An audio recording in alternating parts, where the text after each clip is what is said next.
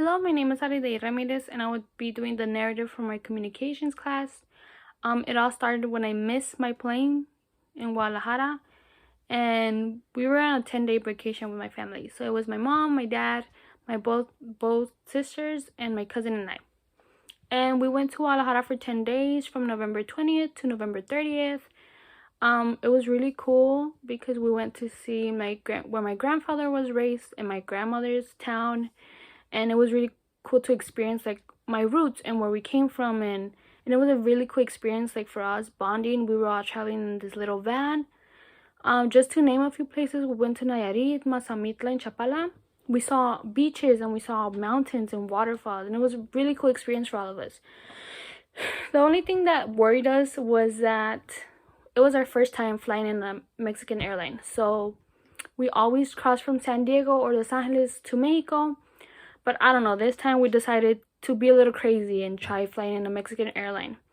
While on the trip, like we were on like different parts of like Guadalajara, and while on the trip, we received like notifications that our plane was changing, that now it was like 2 hours backed up, or another one, we got like 4 or 5, saying that it was changed like hourly, and at the end of the day, we didn't even know what time our flight was.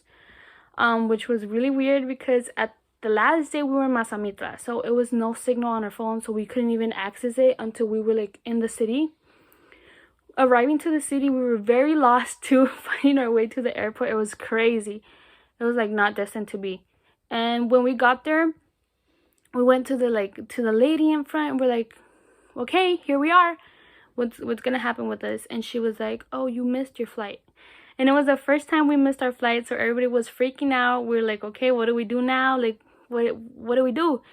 And she was like, well, you have to pay like hundreds of dollars more just to get another flight that leaves tomorrow in the morning. And us like traveling with little kids, my cousin is 12 and my sister is like 11. So we were like, okay, we can't stay in the airport all night, so we have to look for like a hotel.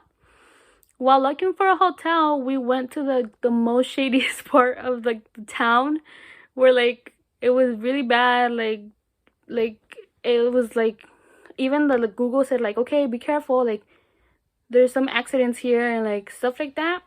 And we were like, okay, where do we go from that? We were completely lost in a big city, and on our way like towards the airport, we saw a hotel, and we're like, okay, we're staying there. We're like, okay, we're staying here, and we're like packing our stuffs in the morning. We didn't even get to enjoy the hotel. It was a beautiful hotel with like a pool, a heated pool, like a gym, and a like breakfast in the afternoon, in the morning, I mean. We didn't get to experience any of that and had to fly home at like 5 in the morning, 7 in the morning the next day. When we flew back home, it was another stuff because nobody could pick us up. And what I learned from that, it was just, be very like hourly schedule, like be with your schedule, and always make sure that you have the right time for your airports, and you're like, what time do you have to get there and what time you have to board, because there's completely different times. So that's what I learned, to be more be more like in time for everything, and be ready for anything that happens, like getting lost. That's what I learned, and thank you. Bye.